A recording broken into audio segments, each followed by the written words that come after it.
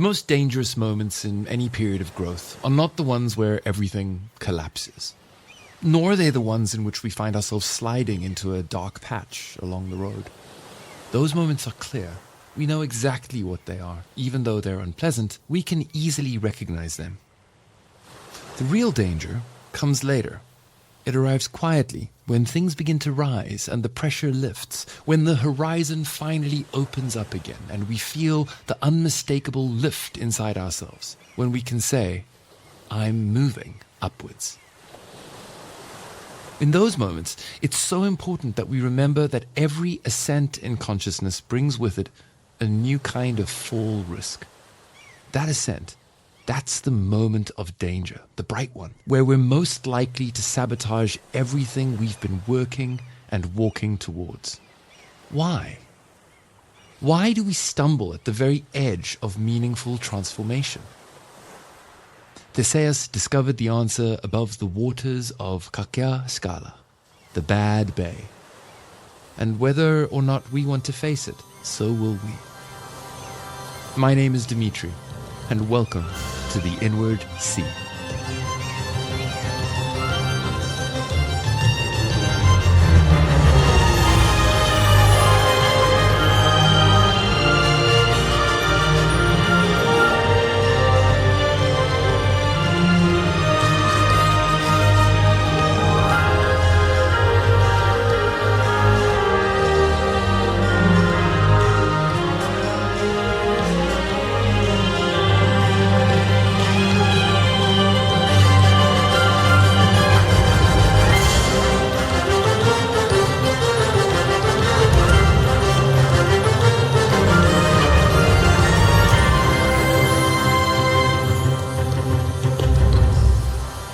If this is your first time here, welcome. The Inward Sea is a podcast about the times and places where myth, psychology, and lived experience meet, and how the old stories can help us navigate the inner waters of our own lives.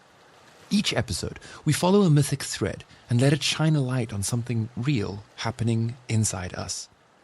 Today, we're continuing our journey with Theseus, the young hero walking the long, dangerous road of initiation towards Athens, Athena. So far, we've traveled with him through the hills around Epidavros, where he reclaimed the energy bound up in old complexes by confronting Periphetes.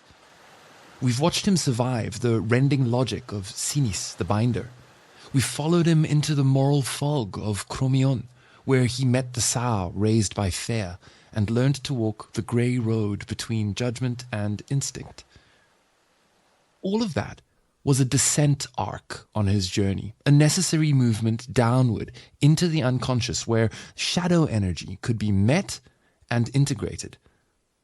But now the terrain changes. The land begins to rise. Theseus feels the first real lift of ascent, and that's precisely where today's encounter appears.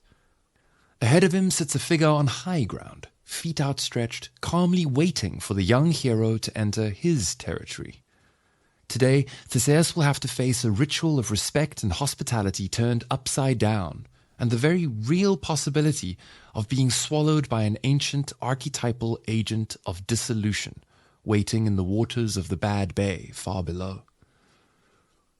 This is where the story tests what we do with our growth. And this is where the danger, hiding inside every ascent, finally shows its face. So, without further ado, let's join Theseus and let's step out onto the Skironian rocks.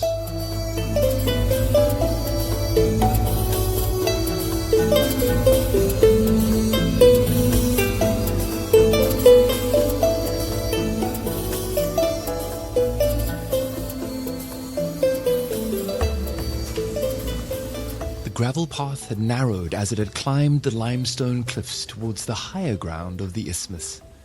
It had carried Theseus up from the seaside village of Crommyon, away from the coast where he had faced the sow, into a harsh, ascending landscape of stone and wind. Looking back, he could trace the path he had taken, a thin, pale line coiling down the hillside towards the sea. Crommyon lay far below now, cradled between the deep blue water and the hard rock on which he stood. From up here, the shoreline looked almost peaceful. Nothing like the place where he had just confronted the raw, hungry wildness of the monstrous sow. The land that stretched before him was a true in-between place. Not Corinth, not Megara. A land of borders and thresholds, claimed by no one, known only because it let travelers pass from one kingdom to the next. Ahead, the path wound upward still, around the headland towards the spine of the isthmus, a place where the land and sky pressed tightly together. It was a landscape that offered an invitation to ascent, while whispering quiet warnings against it.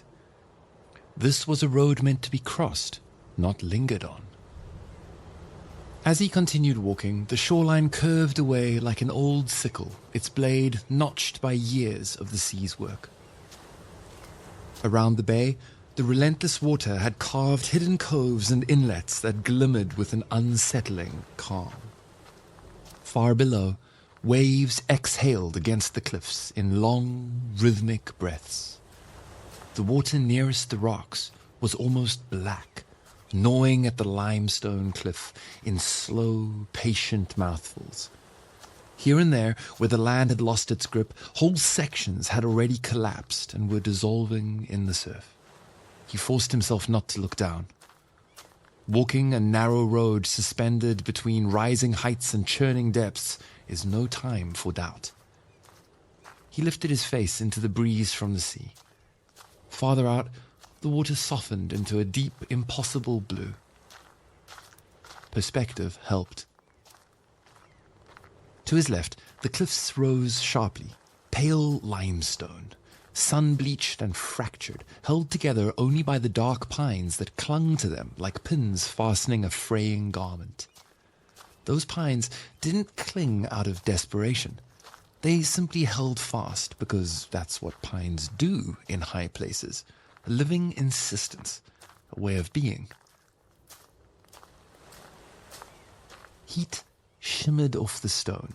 Resin, dust, and salt hung thick in the air.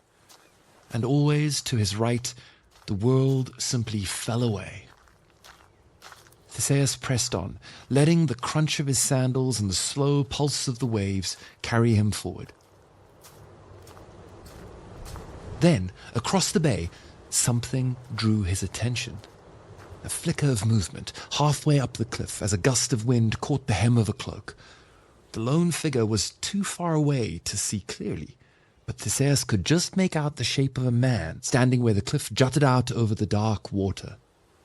Theseus followed the sweep of the bay, tracing the line of the path along the notched arc of the limestone cliffs. His path would take him there. For a moment, relief lifted lightly in his chest at the sight of another traveller on this lonely stretch of coast. But then the sea below him changed. The surface, moments ago in steady rhythm, began to swell in slow, deliberate waves, small at first, then larger, as though something vast were shifting beneath the water. A shadow rolled across the bay, sliding just under the surface. Instinctively, he glanced upward, but the sky was empty, clear, bright, and utterly still. There were no clouds.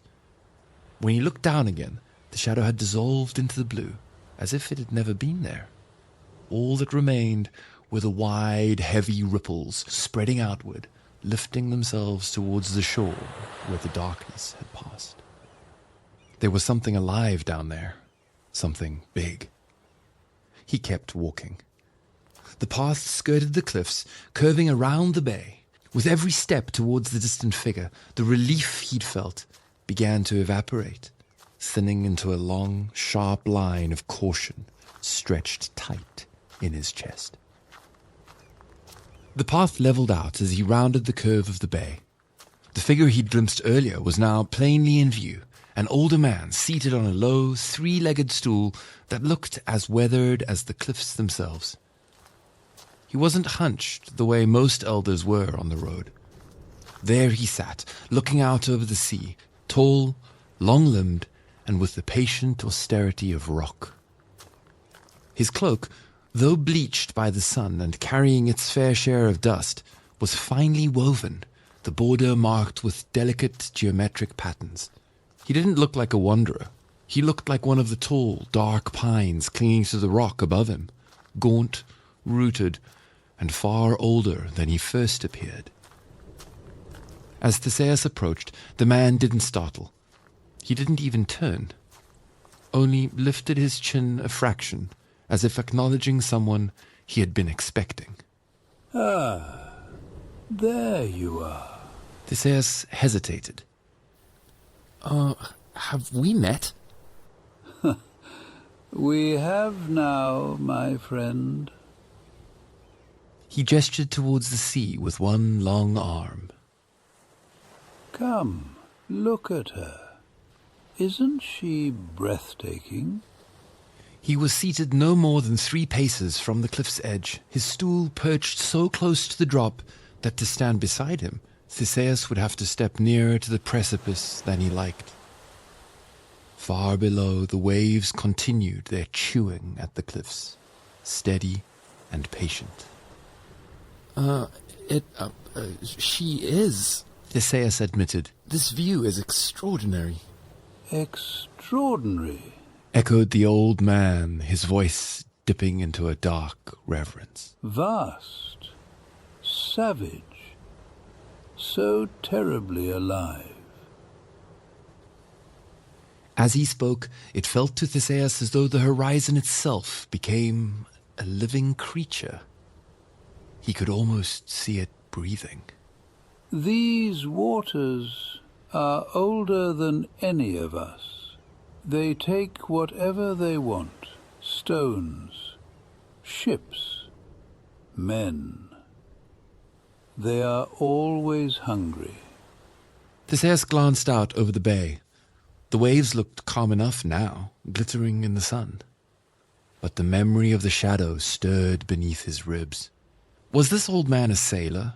No sailor wore a cloak of that quality. A local lord? A priest? Theseus realized he didn't even know the man's name. The old man still didn't look at him. His eyes remained fixed on the water, unblinking, as though he could see something moving beneath the blue. After a moment, the man sighed and seemed to relax. It is good to have company on this road. Not many make the crossing alone. Theseus wasn't sure if that was a compliment or a warning. The old man shifted on his stool, slowly and theatrically, with all the stiffness of age, but none of its fragility. I would offer you my seat, but these old legs... He patted his thigh with a fond, weary gesture. They've walked far today. He let the sentence trail off, inviting sympathy without asking for it. Stepping forward, Theseus nodded politely. No. Please, the road is long. Long, the old man repeated, almost to himself. The hush between them filled with the slow grind of the sea below. Then he turned towards Theseus fully, something sly and searching in his gaze. Since you are so young and respectful, perhaps you would grant an old man a small courtesy. Theseus felt a many-legged warning skitter up his spine. What courtesy? The old man extended a dusty foot toward him, angled so that Theseus would have to step even closer to the edge to reach it. He kept his gaze on the sea, as though the boy's place in the arrangement was obvious. Kneel here, between me and the drop. Only this, he said softly, as a sign of respect for age and for the gods who watch these roads. Would you wash the dust of the journey from my feet? The words hung between them, gentle, reasonable, perfectly polite, and wrong. Wrong in the way a calm sea can hide a monster beneath its glistening skin. Theseus didn't move. For a heartbeat, he simply stood there, looking at the old man's outstretched foot. The wind caught the heavy cloak, billowing it towards the drop and sending a scatter of pebbles skittering off the edge into the empty air yawning beneath them both. The old man hadn't looked at him once since making the request. He expected obedience the way the ocean below expected falling stones. Theseus felt the pull, not just of the old man's voice, but of the cliff itself, the hungry blue far below, the slow, silent invitation to surrender, to kneel. A younger boy, the child from Troezen, might have bent without thinking. But Theseus was not that boy now. He drew a sharp breath and stepped back, just far enough to be sure of the ground beneath his heels, to sense the firm weight of the cliff behind him, standing in quiet defiance of the ever-hungry sea. The pines did not tremble when the wind pushed at them. They simply held.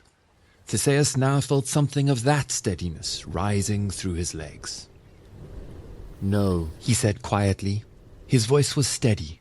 No anger, just certainty. The old man's head turned towards him at last, just a fraction, as though he had heard something impossible. The sea below went very still. The old man blinked at Theseus's refusal. A flicker of annoyance crossed his face, and then smoothed into something gracious, almost indulgent. "Oh, my apologies. He said with hollow warmth. I forget myself. A man can grow accustomed to heights like these after so many days in this blessed place. But I expect it may be unnerving for His eyes swept over Theseus. a traveller used to lower ground. Still seated, he grabbed the stool with both his hands and made a show of shuffling it around, rotating it so Theseus would no longer need to kneel with his back to the drop. But Theseus noticed that he had also moved it a few finger widths closer to the edge. There, better, yes? No danger at all. But I must ask again. He tilted his head, fixing Theseus with a look that was practiced, paternal, and calculating. Surely you wouldn't disrespect an elder in your own city. Among my people, and in this land of Megara, respect is expected and deserved. He paused, his eyes narrowing. I am Skiron, He said, as though revealing a truth he expected Theseus to honor. husband of Chariklo, daughter of Kichrefs, dragon slayer, ruler of Salamina. My name carries weight here. You would do well to honor it. Theseus stepped forward. Skiron's mouth softened into a pleased smile. He rolled his ankle against the dry ground, beckoning. But Theseus did not kneel. He kept moving, calm and deliberate. He lowered his body as though preparing to honor the request, his hands extended, not towards Skiron's foot, but towards the legs of the three-legged stool beneath him. Before Skiron understood, Theseus had gripped the stool. One sharp wrench, and the stool came free. Skiron, his face flickering between expressions of surprise, confusion, and outrage, sprang upright quickly, arms pinwheeling as he tried to regain his balance. And Theseus moved again. He pivoted, braced, and drove the stool forward like a battering ram. Wood met skin, grounded force striking against false authority. The blow caught Skiron square in the chest. The old man staggered back, heels sliding on gravel, cloak flaring like the wings of a wounded bird. And then he went over the edge. There was no scream, only the sound of wind tearing past heavy cloth. Theseus didn't watch him fall. He stood motionless, chest heaving, fingers tight around the stool, uncertain whether he had just escaped murder or committed it. Even the wind seemed to hold its breath. And then the sea changed. The calm surface broke into a violent boil. A deep, resonant thrum rose from below as though the seabed itself were lifting. Theseus stepped back at the rising roar. A shape breached the surface. For an instant, it looked like an island heaving upward, dark, barnacled and vast. Sunlight glinted across the geometric patterning of its curved back, hexagonal plates, ancient and monstrous, glistening like wet stone. And then, just as suddenly as it had appeared, it sank back again. The water swallowed it in one smooth motion. The sea heaved, shuddered, then stilled as the shadows slid back into the depths of the bay. Theseus stood frozen, the stool trembling faintly in his hands. Something down there had been waiting, and whatever it was, it had taken Skiron whole. The waters of the bad bay stilled, the last heave smoothing itself against the rocks. Theseus loosened his grip on the stool. A moment ago, he had been on the brink of losing his footing. Now, he could feel the stone beneath him, solid and unmoving, as though he too had begun to grow roots like the black pines, holding fast, not out of panic, but because that was simply how one lived on high ground. The path ahead of him rose in a long, pale line, and for the first time since leaving Crommyon, he understood something, not in words, but in that strange quiet that follows danger, that moving upward would demand more of him than strength alone. He set the stool back where it had been. Then, fixing his eyes on the point where the path climbed out of sight around the headland, Theseus stepped forward again.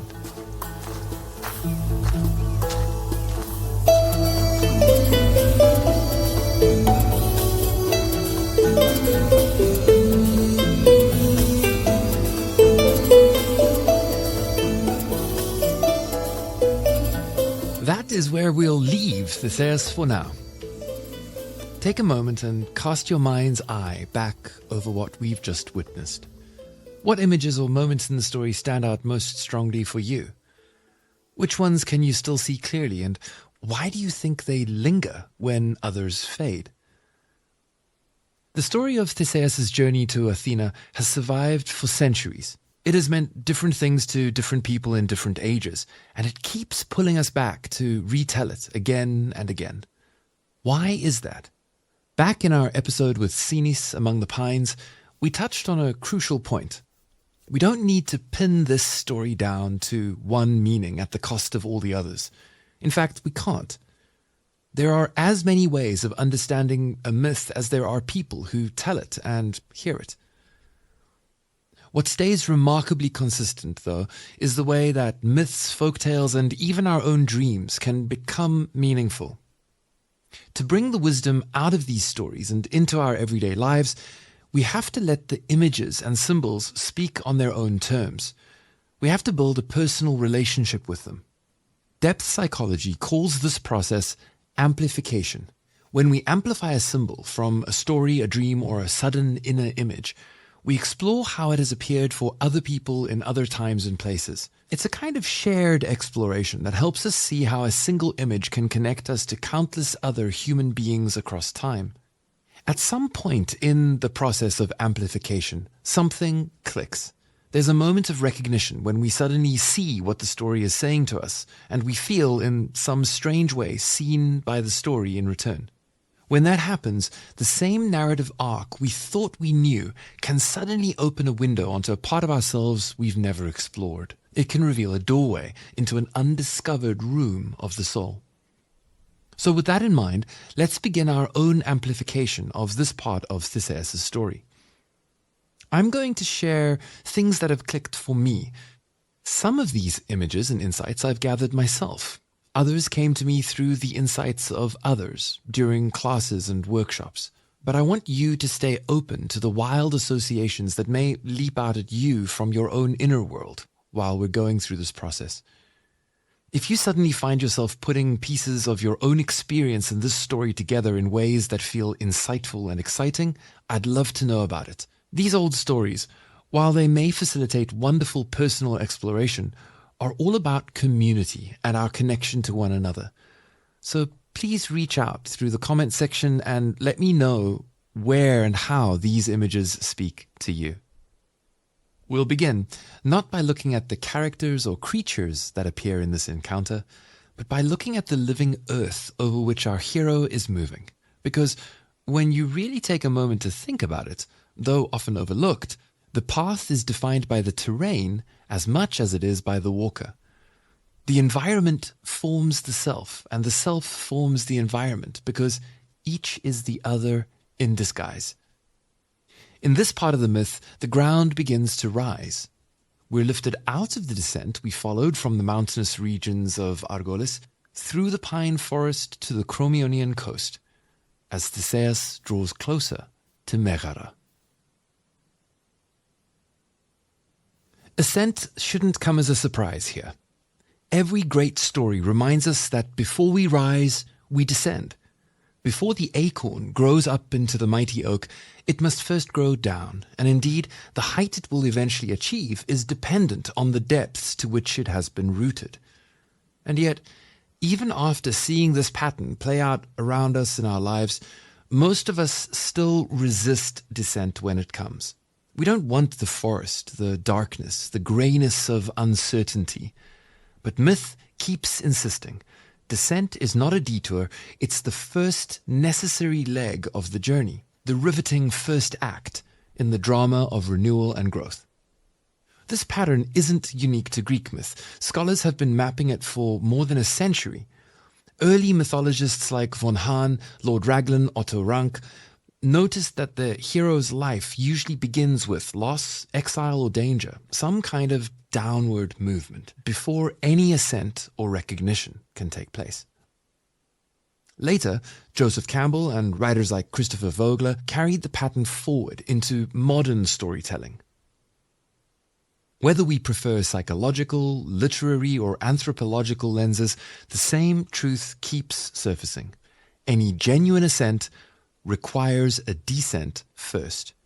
And that brings us to a story that sits in fascinating contrast to the Theseus myth. It's the story of Icarus.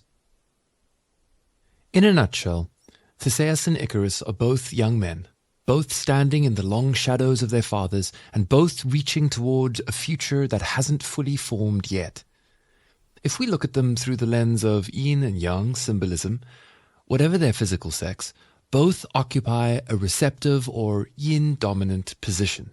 They're learning from elders, taking in guidance not yet fully individuated. And this is where their paths diverge. Theseus begins by choosing a path of descent first.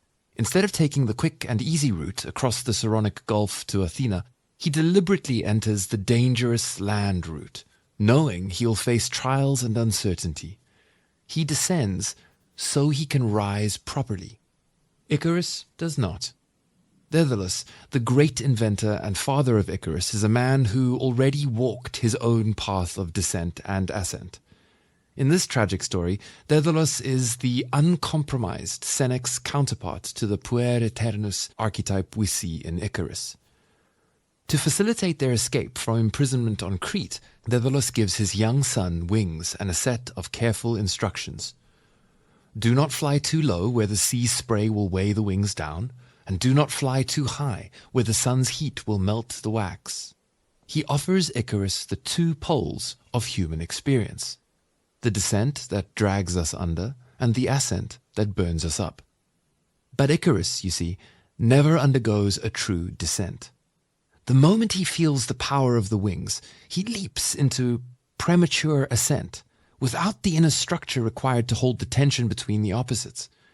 He rises before he's ready, and his ascent turns into a fast and fatal descent. It's almost as if that old saying, "what goes up must come down," applies as much to psychological development as it does to physics. In Theseus' story, the descent came first.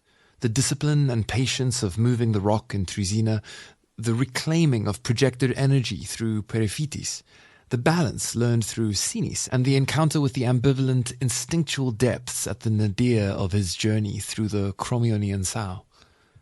That slow movement downward prepared him for the beginnings of ascent we're witnessing now. In Icarus' story, ascent happens before wisdom, before grounding, before any meaningful contact with the depths can occur. And so, ascent becomes collapse. Myth reminds us, if we skip the descent, the ascent won't last. Yin-Yang and Enantiodromia.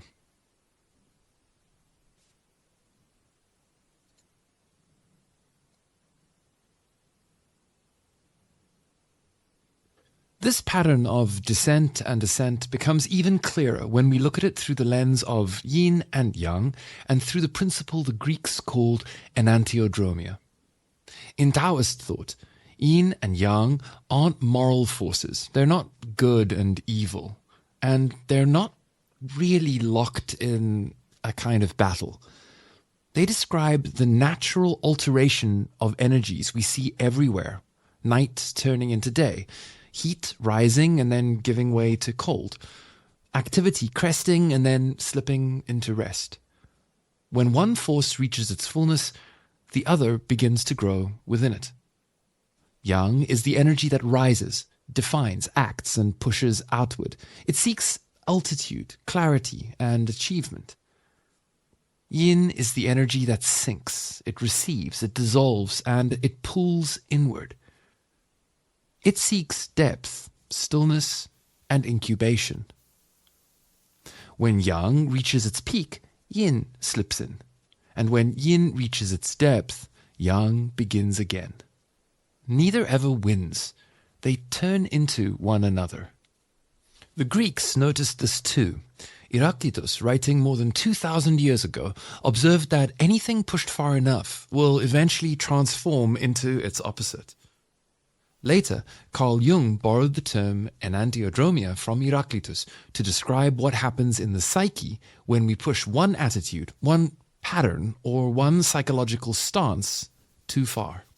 He wrote, "The only person who escapes the grim law of Enantiodromia is the one who knows how to separate himself from the unconscious, not by repressing it, for then it simply attacks him from the rear, but by putting it clearly before him as that which he is not." By placing the unconscious clearly before us, we, like Theseus, are saying no to the impulse to kneel to the false authority that may seem like it is able to grant us some kind of status on the new high ground we're in the process of attaining.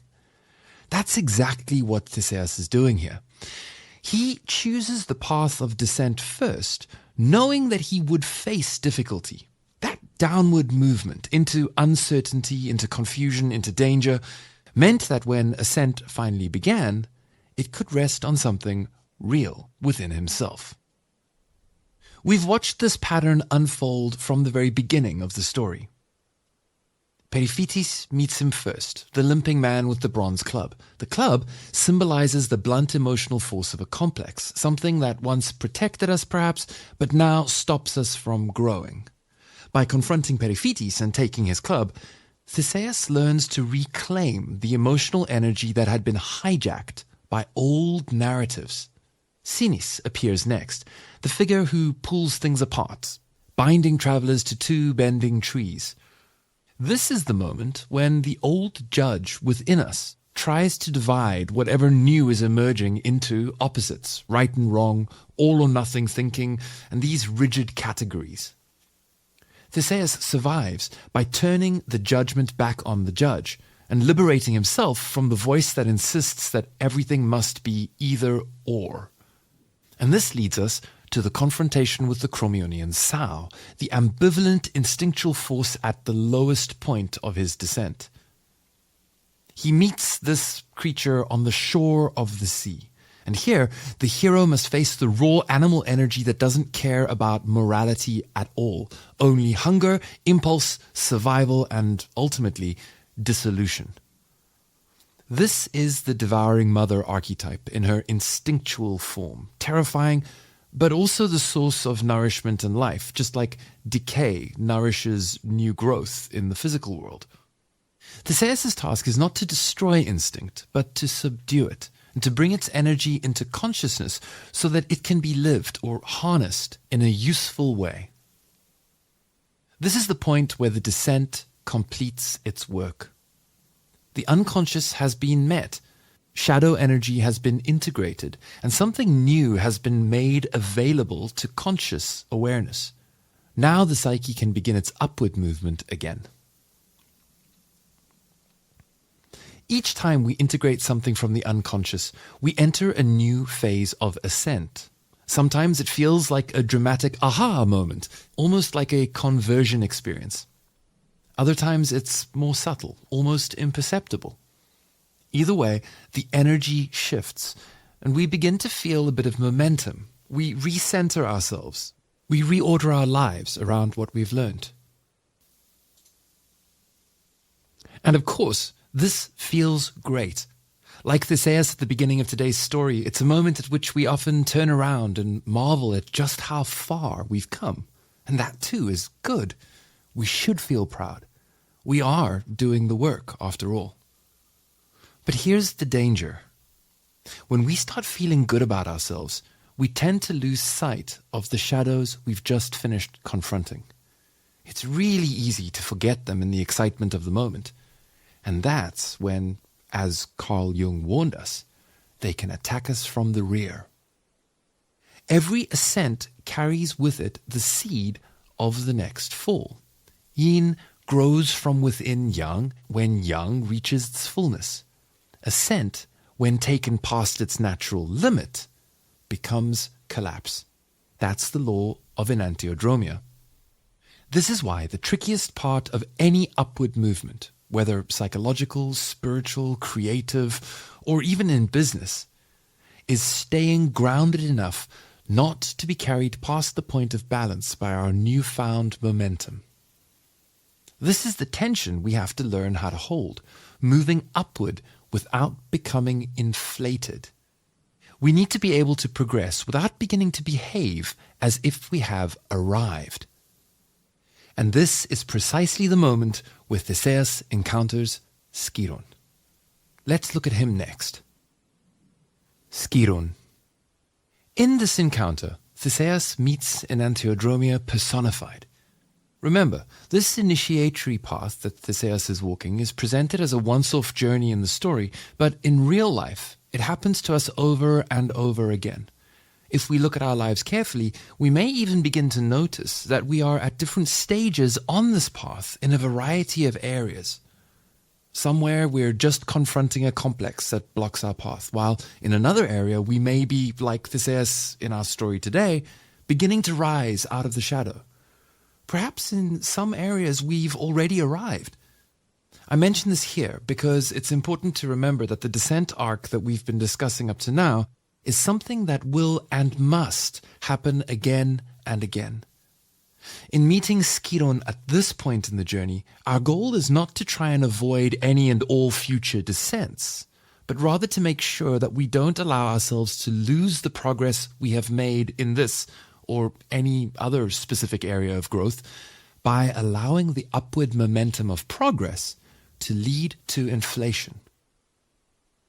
After his encounter with the bandits that represent the shadowy, repressed or unconscious parts of his psyche, Theseus has begun to rise. He's carried forward by the momentum that always follows integration. Just like we do when we've discovered or learned something, perhaps even overcome some obstacle we thought was always going to stop us. We can imagine Theseus feeling lighter, clearer, perhaps feeling the first glow of the warmth of recognition. And that's exactly when the most subtle danger appears. the danger of being carried too far by our own ascent. That danger takes the shape of Skiron. According to Plutarch, many storytellers describe Skiron as a bandit who forces travelers to wash his feet on a narrow cliff face. As they kneel, he kicks them over the edge into the sea far below and into the jaws of a great turtle that waits there. But the writers of Megara tell a very different story. They insist that Skiron was a righteous man, a chastiser of robbers, and a companion of the just. They point to his family ties, the son-in-law of Kychrius, the father-in-law to Aeacus, grandfather of Peleus and Telamon. It's not likely, they argue, that these best of men, here referring to Kychrius and Aeacus, made family alliances with the basest. And yet again, the story of Theseus seems to plunge us into a choice of which of these stories is true. Luckily, myth doesn't force us to choose. Instead, it asks a more interesting question. Why do some people see a tyrant where others insist on a sage? What does that ambiguity say about the way authority works, not only in the world around us, but also within us? Skiron sits on high ground, above the road, above the traveller, and above the sea. That elevation is not just topographical, it's psychological. He occupies the place we reserve for temples or shrines, structures that are designed to facilitate conscious relationship with the archetypal forces of the unconscious. There we expect to find the elder, the guide, or a voice that claims wisdom. But something inside Skiron has hardened. The external shape of the wise elder remains. He appears to be a wise old man, but the spirit of that wisdom is gone. In this story, hospitality has become entitlement, and humility has been transformed into humiliation. The sacred gesture of foot washing has been reversed to serve the ego of the one who demands it. You and I meet Skiron whenever something new rising within us is forced to kneel before a false authority, either internal or external. Sometimes that authority is an actual person. Sometimes it's a belief, a role, a spiritual identity, or even a shiny new insight that we've mistaken for the whole truth. This moment always comes after a period of descent, and if we're not careful, it may precede an even more violent one. We arrive at this point precisely when we feel like we finally got it all figured out, when the hard work of shadow integration has given us a sense of clarity or strength. And look, there's absolutely nothing wrong with that feeling. It's natural. It's good. But when the ego identifies with that energy, when it quietly thinks, now I'm the hero of my own story, now I'm above the old patterns, that is when Skiron extends his feet. Ego inflation begins the moment we start acting as if our recent growth grants us some special status or moral advantage, or perhaps offers a shortcut past the next layer of uncertainty. It's the moment humility gives way to superiority, and we rarely notice it happening. We mistake the feeling of upward movement for elevation of the self. Depth psychologist Robert Johnson describes this mechanism clearly. He says, the ego gets inflated when we are caught up in a power system, when we are lost in an ideal or abstraction at the expense of ordinary humanness, when the ego has become puffed up by identifying with an archetype and has lost all sense of its limits. And that's exactly what Skiron symbolizes. The moment the hero inside of us stops being a servant to growth and the ego begins posing as a ruler, that is the moment that ascent flips into its opposite. That's the moment Enantiodromia takes hold. To map the story onto what happens inside of us, the Skiron pattern is the one that forces the hero aspect within us to kneel, not in reverence, but in misplaced surrender. the emerging conscious part of the psyche lowers itself before an archetypal image of authority, and in doing so, it loses its footing. And once that happens, the fall is inevitable. Skiron's real threat is not the kick, it's the posture he demands. When we kneel before the wrong inner ruler, before the inflated ideal or the rigid belief, the superior persona, we move ourselves to the cliff's edge. And the moment we identify with that false authority, we are no longer ascending, but our fall has already begun. And that's exactly where Theseus stands in today's story, at the threshold between ascent and collapse. And below, in the dark water of the Bad Bay, there waits a turtle. Hellona, the turtle. The turtle is one of the oldest images in world mythology. Slow, silent, patient, and ancient. It doesn't charge, it doesn't chase. It waits. It belongs to the deep places, the underworld, the waters, the long memory of the earth. For me, this part of the myth has always hit very close to home. When I was little, growing up in South Africa, one of my favorite places to play was on the veranda of the block of flats in which we lived. I would sit out there and push my toy cars around on the tiled floor, making all the sounds. At some point, much like Skiron himself, I discovered the joyful thrill of sending objects over the edge under the safety railing. I'd look at my parents with both hands raised, innocent as only a toddler can pretend to be, and announce, "Pie, gone." One day, someone, probably my father I think, brought a little tortoise home. It wasn't a pet. I may be giving my age away here, but when I was a kid, I remember finding a few wild tortoises on the slopes of Table Mountain. Anyway, there's a picture of Little Dim and the tortoise up on my Substack with the transcript of today's episode. If you're curious and want to see, go have a look. It's the only picture of little me and the tortoise. I don't remember this exactly. It would have been before I was 2 years old. And yes, if you see the picture, I was a big baby. But I've heard my parents tell the story. It comes up every time my love of animals becomes a topic of conversation. Apparently, I was pushing the poor little guy around on the ground, again, making all the sounds, pretending that he was one of my cars. And out of respect for the dignity of that little tortoise, I'll let you imagine what happened shortly afterwards. And here I'll make a promise. When I get back to South Africa, I have some volunteering or donating to do at a tortoise sanctuary. Now, this story has absolutely nothing to do with today's episode. It's just something I think of every time a tortoise or a turtle appears in a story. And they actually crop up quite a lot. Turtles and tortoises have been stepping across mythic thresholds for a very long time. In the hymn to Hermes, the newborn god, literally just a day old, finds a tortoise on the threshold between his hidden birthplace in a cave, of course representing the dark unconscious realm, and his ascent into the world of the Olympians. From its shell, he fashions the first lyre, an instrument of power, beauty, and persuasion.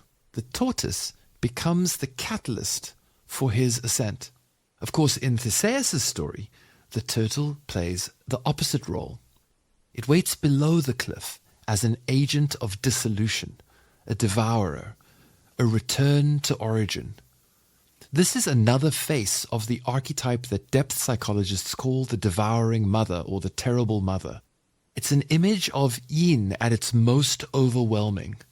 It's not evil, just an expression of the same indiscriminate appetite we encountered earlier in this journey through the image of the Crommyonian sow and Fea. It is the force that dissolves form back into formlessness, the power of the unconscious to swallow the ego when it loses its footing. And this isn't just Greek.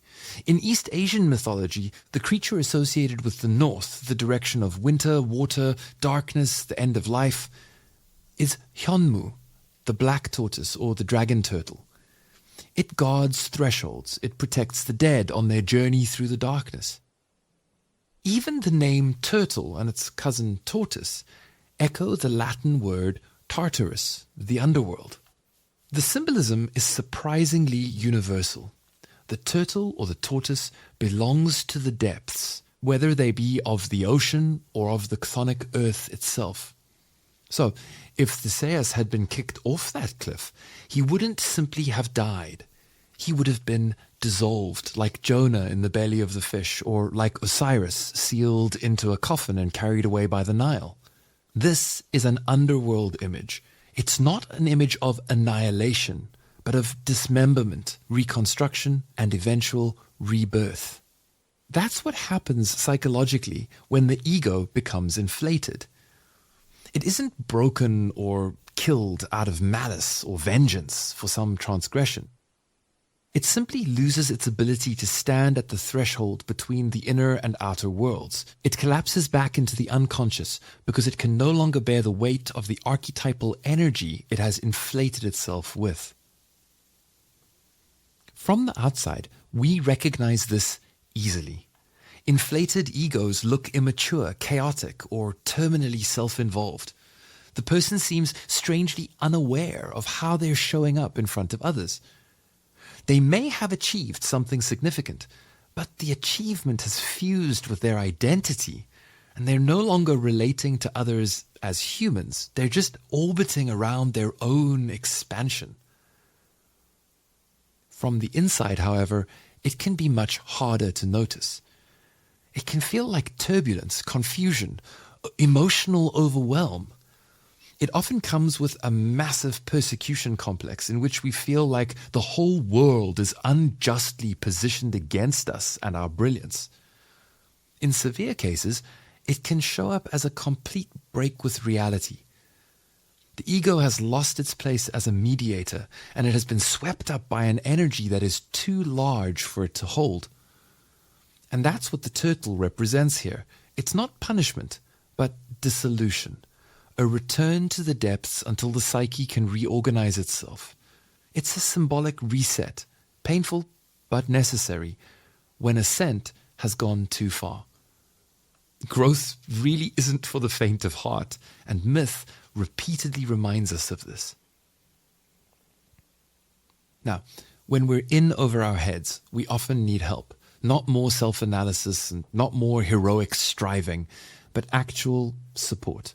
A therapist, a spiritual director, a wise friend who can anchor us while we find our footing again. And if you're in a situation where you feel this kind of dissolution taking place, knowing that you need help and reaching out for it is a sign that you're already beginning to put the pieces back together again. Keep at it. It's not a permanent state. In the midst of an ascent, if we can hold our ground at the cliff's edge, if we can resist kneeling before the Skiron we encounter, then we don't fall. We keep growing. And the turtle remains where it belongs, below in the depths, waiting for whatever needs dissolving next.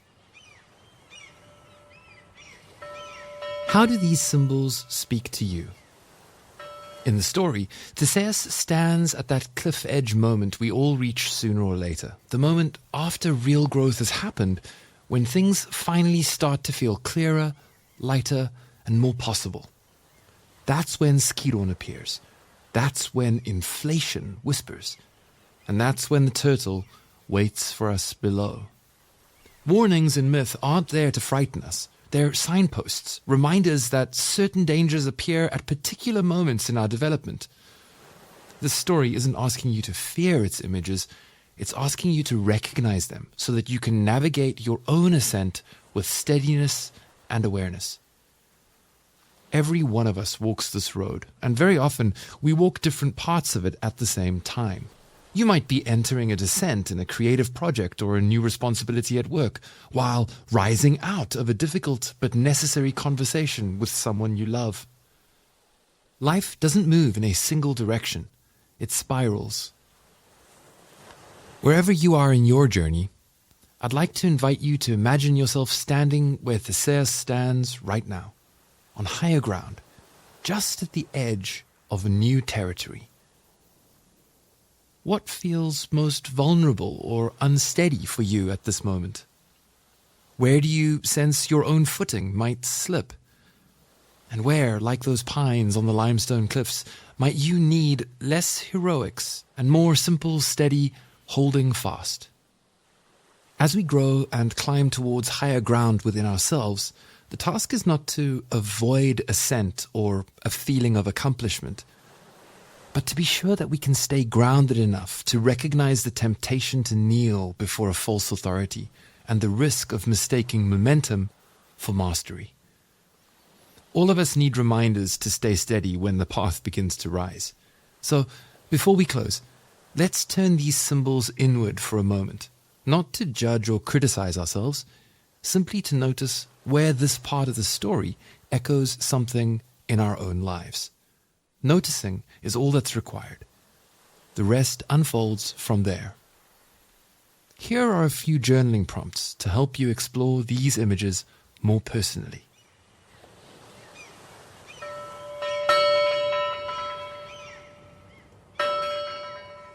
Prompt number 1.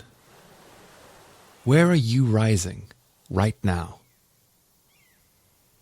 Where in your life have you begun to feel a bit of momentum, a lift, a sense of clarity, or the first gentle incline of an ascending path? If you can identify something in your life that is starting on an upward path, know that sooner or later you will encounter the false authority of a Skiron. When you imagine your own Skiron, the force that wants you to kneel at the wrong moment, what shape does it take? Is it a person, a belief, a fear, a perfectionist impulse? What would it look like in this season of your life not to kneel?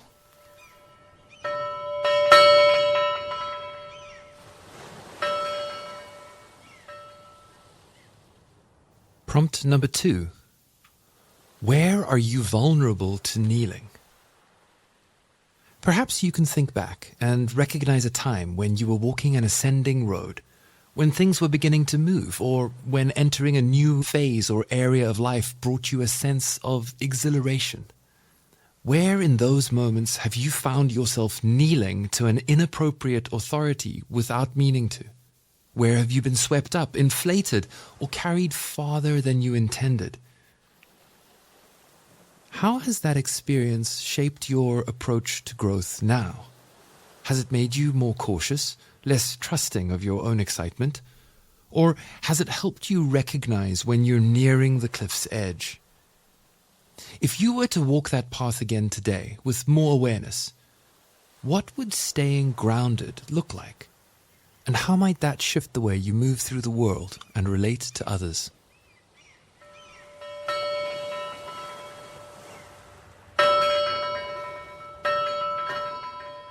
Prompt number 3. What does it look like to walk the grey road when things start going well?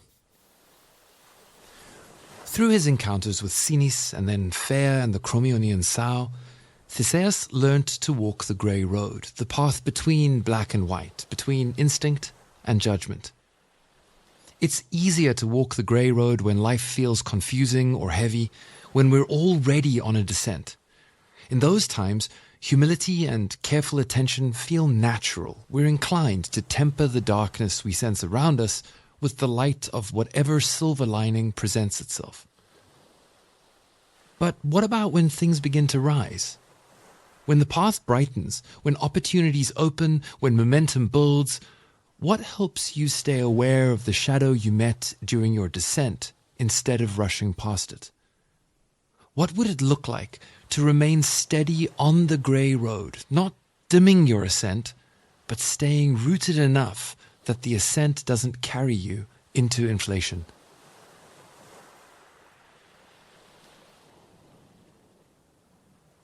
And that brings us to the end of today's episode. As we wrap up, remember, this question of staying grounded, especially when life starts looking up, is a thread we'll follow even more closely in the next episode. Theseus will face another encounter that tests not only his strength, but his balance and his ability to redirect oppositional energy that is coming against him. Speaking of balance, if this episode resonated with you, I'm going to ask you a favor, a small one, but an important one. Please take a moment to rate and review the show. It matters a lot for a small independent project like this. Your review helps other listeners find the podcast, and it keeps this journey from being kicked off the cliff by the algorithmic Skiron. And honestly, after everything Little Dim's tortoise went through on that balcony all those years ago, the least we can do is make sure that this project doesn't get yeeted off my computer into an online abyss as well. Your feedback does more than just appease the algorithmic gods. It also helps me know that my work is landing somewhere safely. That's a tiny ascent for me, and I promise to stay grounded. As always, if you want extended notes or the full transcript, you can find them over at Substack at The Inward Sea, or on my website at www.theinwardsea.com. That's www.theinwardsea.com.